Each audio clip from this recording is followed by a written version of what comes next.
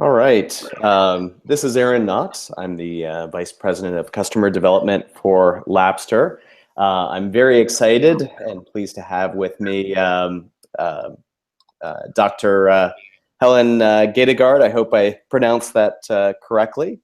So I'll be spending some time interviewing Helen, who is a lecturer at the University of Glasgow, and recently, over the last year at least, has introduced Labster for use with her graduate students. So Helen, I'll let you provide a little bit more of an introduction, and then we'll dig into the questions. For everybody on chat, we'll be monitoring the chat. Marian Reed, my colleague, will be on there, so please feel free to ask any questions. You can email Marian directly. She'll put her email address in the chat window should you have any difficulty loading at all. But please feel free to ask questions. We'll spend about 20 minutes going through the interview, and then we'll open it up to the rest of the audience. So Helen, if you'd like to more formally introduce yourself and maybe share a little bit of your background. Hello everybody, it's a pleasure to be here speaking to all of you. So I was asked to come and share some of my experience with Labster, and initially tell you something about the road that I took to using Labster in teaching my undergraduate students. So I'm a teacher in the School of Life Sciences at the University of Glasgow. I'm responsible for teaching microbiology to students from our level 1 right through to our level 4. And as a teacher, part of the work that we want to do with our school is to increase the amount of digital content that we have in our classes, and to investigate the digital technologies that are available for supporting us with teaching. So I had made some instructional videos of my own, just me talking to camera, put on a YouTube channel, and had really seen how well they worked with the students and got excellent feedback from them. And I was at the point of thinking how great it would be to develop this and think about having something much more interactive, and to be able to respond to, or let the students respond to the technology rather than just sitting and listening to me and stopping a video and playing it back. So I had just developed this idea in my head, how cool to have something interactive and a simulation. And right at that point, we were invited to a presentation that was being made by Labster at the University of Glasgow. And we had a full demonstration of the technology and the programs that they have. So I was just blown away by it. I felt like I was at the point of trying to describe what a wheel was, and then Maruf turned up from Labster more or less in a Ferrari of lab simulations. He'd already got everything he did, and it was incredible. I couldn't have begun to have conceived, have made something as well as the programs that were already available. It was like they were years ahead of where we would get to be. And I suppose initially I kind of faced that sinking feeling, oh, somebody's done this already. But really quickly I could see, well, actually that's a positive. Somebody has made these programs already. So they're good to go, they're good to use, and I can move on immediately to work with these programs and assess how well they worked for our students, and evaluate their effectiveness in our classes as well. That's great. So that's great.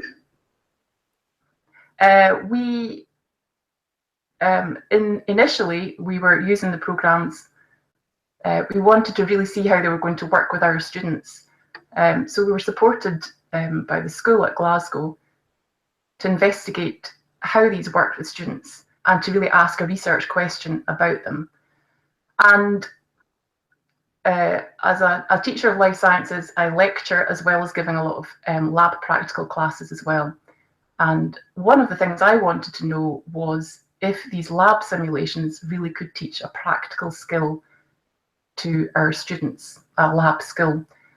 So the study that we did in the first year was to use a lab simulation, one that was particularly tuned to our microbiology students. And we had a large group of students that we split in two. And some of the students, we gave them the lab simulation that was teaching them a skill, a basic microbiological skill. And the other half of the class demonstration of the technique from me and another tutor in the classroom in the lab. And we assessed how well each group had learnt this skill. They both got assessed at the end, and we found that the simulation taught the students just as effectively in this skill as they had been taught by a demonstrator in a live classroom situation. So apart from, this was really my question, was does it work? Can it teach a practical skill?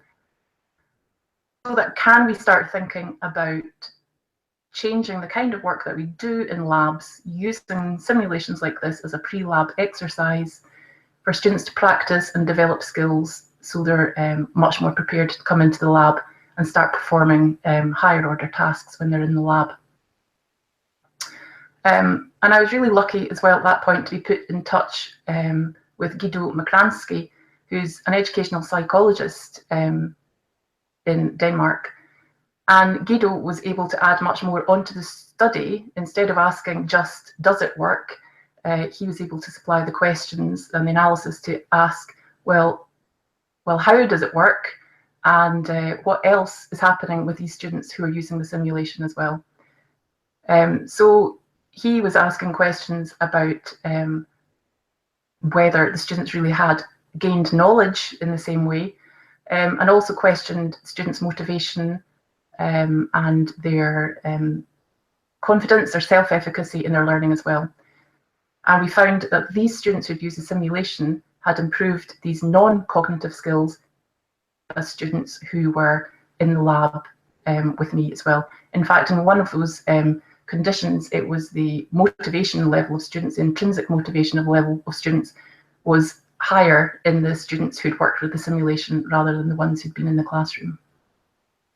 A lot from that study, and it really validated the idea that we could start to change our labs and give some lab content in a digital format, as well as altering the kind of things that we were doing in the practical labs as well. That's great. So with that, you had the opportunity to review the outcomes and had a positive result, but more anecdotally, what was the student feedback that you received? How did they like working in the labs? What was sort of their favorite part? What didn't they like? The feedback, to go with the negative first of all, the thing that they most commonly came back and said that they were unhappy about were technical running problems with the program. Maybe they were trying to run the program on a computer at home and they were worried that they were losing their score or something like that, or did it matter how long it took them to do the program? And these are questions that could easily be answered by me, or if it was a routine problem like that, Labster said that students should contact them directly using a help support button. So that was really only procedural stuff. The positive feedback from the students was fairly unanimously they were in favour of it. The biggest impact that I could see was that about 4 months later, I went into the lab with the students to start a programme of lab exercises. And I said to them, okay, we're going to be doing this technique that you learnt through the simulation. Will I just go over it and show you again how to do it? And they looked at me and went, nope, we're good with this. They were completely comfortable with it. They'd learnt the technique. They also said when they came into the lab, this was their first lab exercise in their second year of studies, and quite a specialist lab as well. And they said coming into the lab, they felt it had removed a lot of the stress. They knew what they were coming into. They weren't worried about their performance. Some particular feedback, students really appreciated that it was a different kind of learning tool that was provided for them to use as and when they could go back to it again and again. Said that they knew that they were the type of person that needed to hear something 2 or 3 times, play through it in their own time. Some of them said that they know that they learn better when they're away from the university environment and that they're on their own and they can absorb information better that way. Some of them as well said to me that they even went back to the simulation when they were applying for internships in the summer. They were going to apply for a lab job and they thought, I'm just going to brush up on that skill and refresh my knowledge, and they went back to the simulation there as well. So I was really, really thrilled to hear that they'd also picked up how to be such independent learners as well, and know that they had that resource to use at any time that it supported them. So they were in favour of it, and they were hugely in favour as well of me trying these new teaching technologies, and they were excited to be part of the study, which I fully explained to them. And you know, it's a big class, and they were all guinea pigs in what we were doing, and they were thrilled to see the results of it and to see a paper published at the end of it too. That's great. So I'd like to dig more into the research. What was there anything that you discovered through this process that surprised you, that you didn't quite expect? I was really surprised when we were looking to see how the students performed. So we had our control group who I had taught the lab skill, and then we had the group who had learnt the lab skill through the simulation. And I was genuinely surprised to see that they both performed equally well. You couldn't have had two sets of data more similar. It was that big reveal moment when you're doing any kind of study and you're looking to see what the graph is going to look like at the end. And it really was a, oh, I can't believe that. I was surprised, really surprised. And then when I realised that the students had learnt knowledge in the same way and that they had developed confidence and efficacy, yeah, I was surprised by that. I thought the students who'd been with the tutor would have thought they might have had a better level of learning, or they might have developed more confidence in their skills, but we really didn't see that at all. So apart from being initially shocked that the computer was performing as well as me in teaching these students, you get over that really quickly and see it as a positive and think, well, what a great thing that there is an alternative to having a teacher standing in front of you, so that you can self-learn with excellent resources. I'm not sending them home and telling them to Google things on their own or to look it up in a textbook. But I know what they're learning, and they're coming to me afterwards, and we can really build on what the class has all done at a very similar level. It brings them all up to the same level to come into the lab. So I was surprised that the computer simulation taught equally well and motivated them as well, and improved their confidence and efficacy as well. That's amazing. Thank you for that. So another question around the research. Did you find any trends or gain any insight into how the labs affected different types of learners? For instance, high-performing learners versus sort of learners that potentially struggled with some of the material historically? Yeah, so we took that into account in that study and another investigation that we've done this year as well, and found that for high-level and low-level learners, the gain was the same for both of them. So there wasn't a particular group or cohort of students who seemed to be doing better with this than others at all. They were all getting from it equally. Another thing that we looked at this year, this again was an investigation with Guido Makransky, who's looking at the psychological aspect, and I was working with another colleague here at Glasgow University, Nicola Veitch.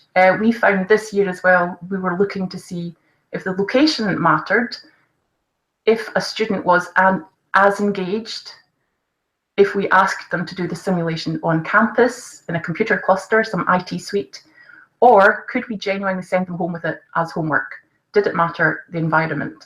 And we found this year that using that simulation with these students, that the environment didn't matter. They were as engaged and getting the same results out of the simulation if they were doing it at home.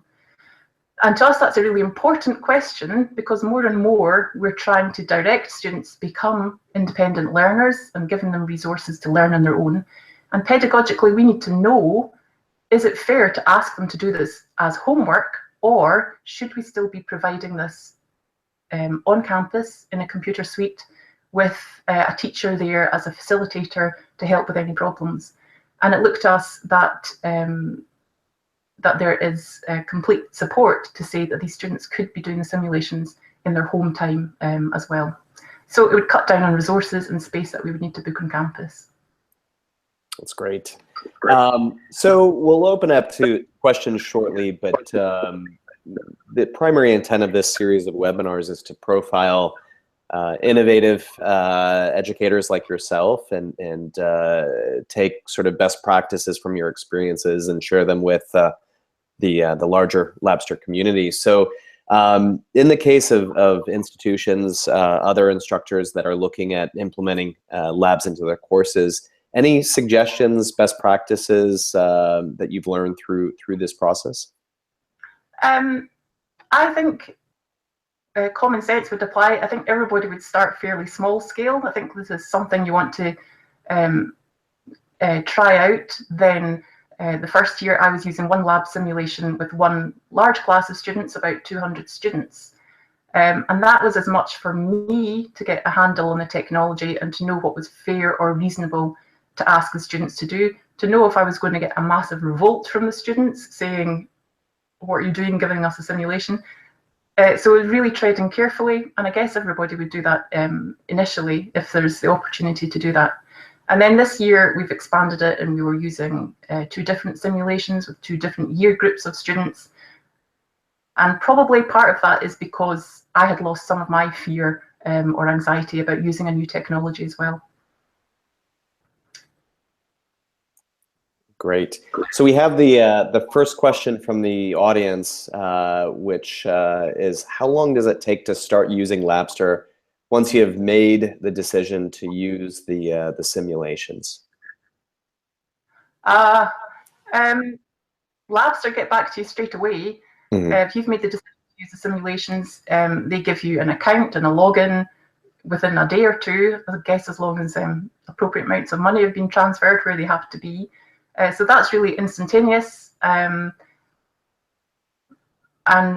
with us, you know, we did our planning for the course year in the summertime. So we were planning maybe 3 or 4 months ahead of the students using it. But that was just so that we knew we had it timetabled and space in their timetable. So that wasn't a time constraint that was imposed by Labster at all.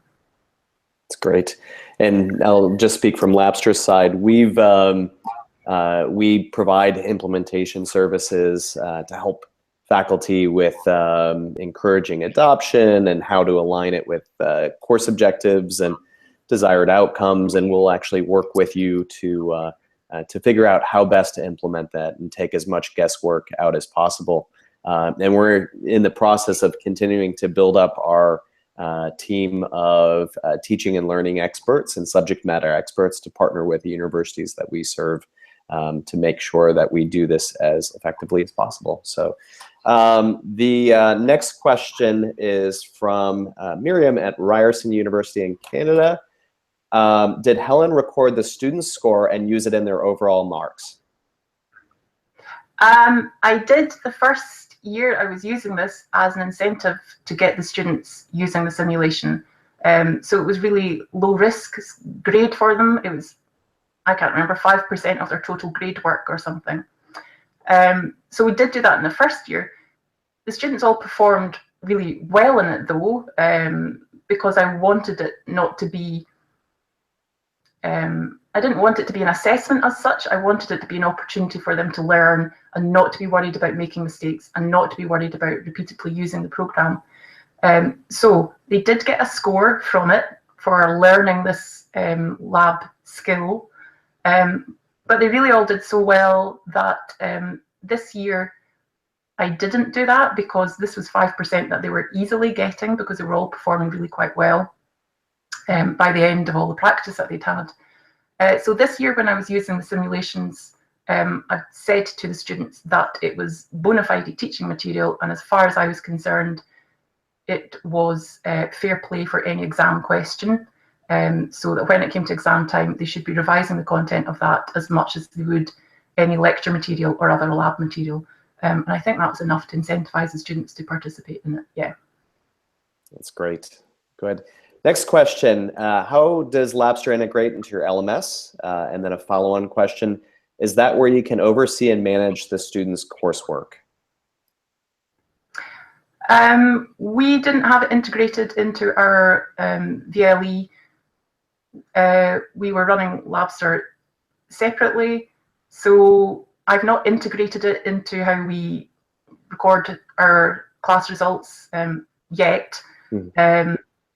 because I think maybe to do that, I don't know if I'd be changing things at a course level that I would maybe need to get approval to do across the board if it had been done differently from different degree programs. So I didn't have it integrated in our VLE, no. So, and to answer that question from a Labster perspective, we leverage LTI to support integrations with most major learning management systems, or in the UK VLE, to use the correct term for you guys.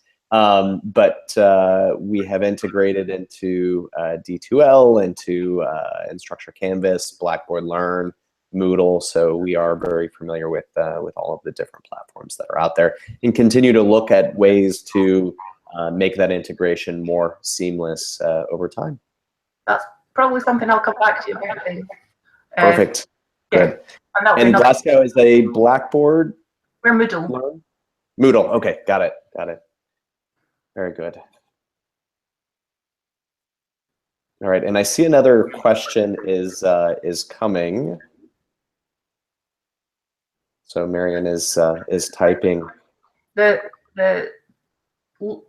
hesitation at putting it into Moodle the first year was probably part of my reticence to embed it too deeply as well. So I probably kept it separate while I was learning how to get a handle on it. So yeah, that's something I'd really like to build on this year as we're going forward as well. So over time, do you see yourself implementing it as an assessment tool, or more of a tool to help better facilitate learning? I think a learning tool.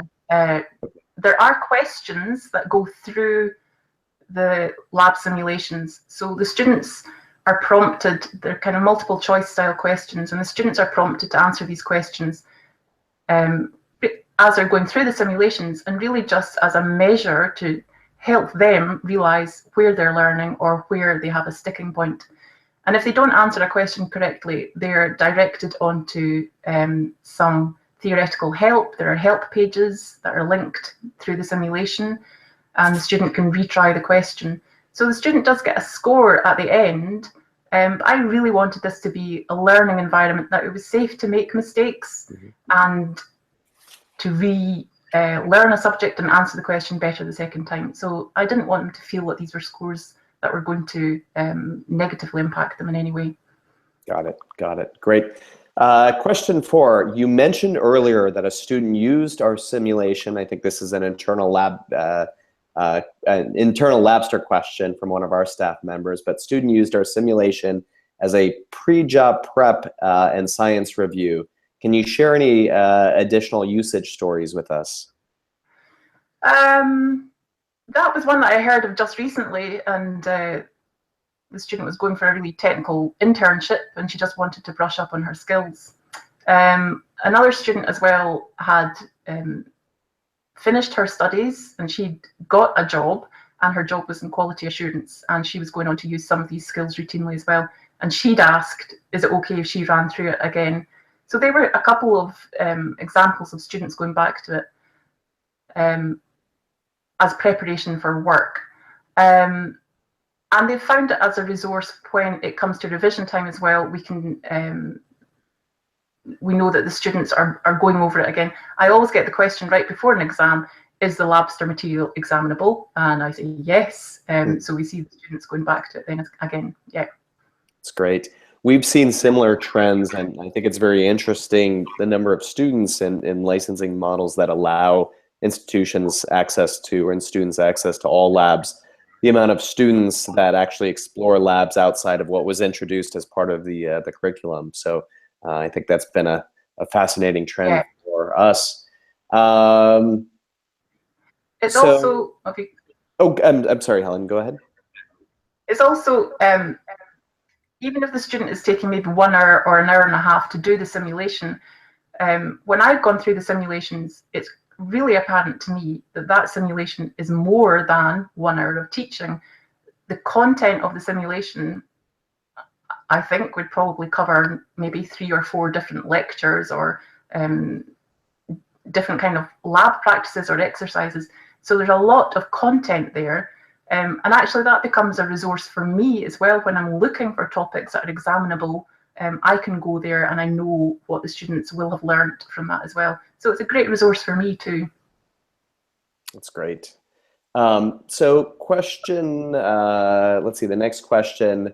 I missed the start of the webinar. How did you use the simulations as a pre-lab or as a supplement, etc.? The first time I was using the simulation, I used it as a pre-lab because the students were learning a definite skill that they were then going to be going on to use in the lab. So that was definitely a pre-lab exercise, and it worked really fantastically as that. This year, I used another simulation. It was about fermentation. There's a lot more theory in there. It's more advanced, a bit more technical. And I didn't use that as a pre-lab. I just used that as a learning resource. And they were using equipment we don't have in our labs, and they were using equipment that we don't have lab practicals based around. So this was great that they could set up these experiments and measure its fermentation, in particular measure fermentation rates, or see how changing experimental conditions would affect the fermentation.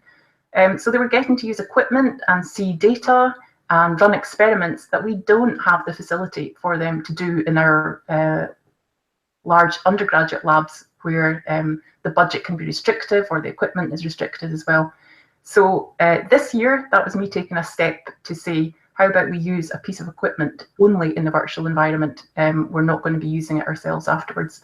And they got a lot out of that as well. And it really helped them understand the theory behind fermentation, because they were getting to practice it in this simulation as well.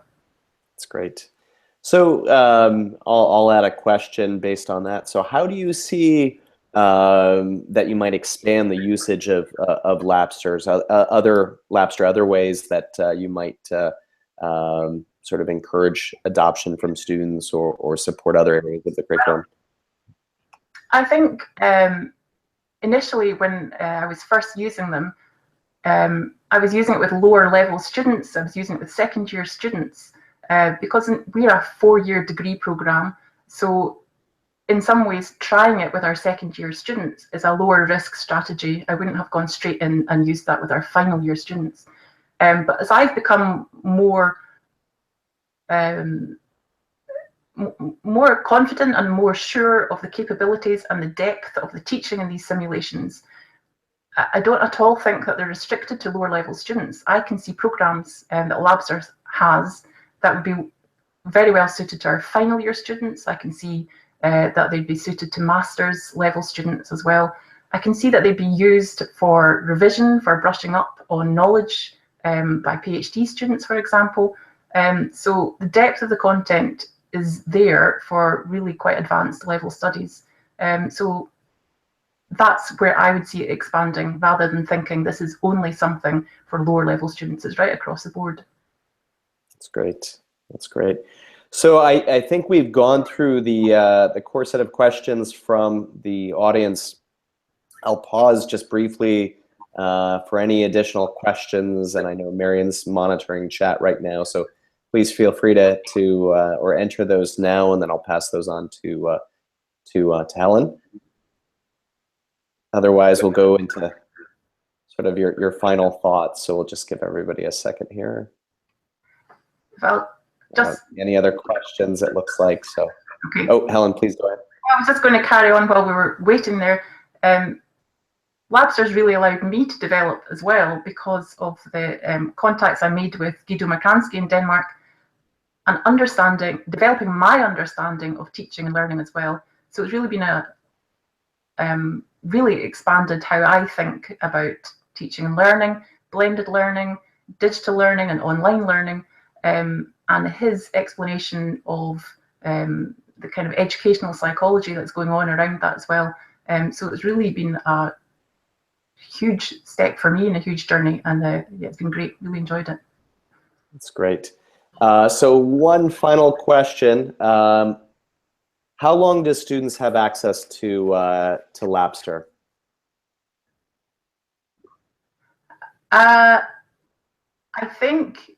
I guess that's a running thing for Labster. My understanding is it's for an academic session.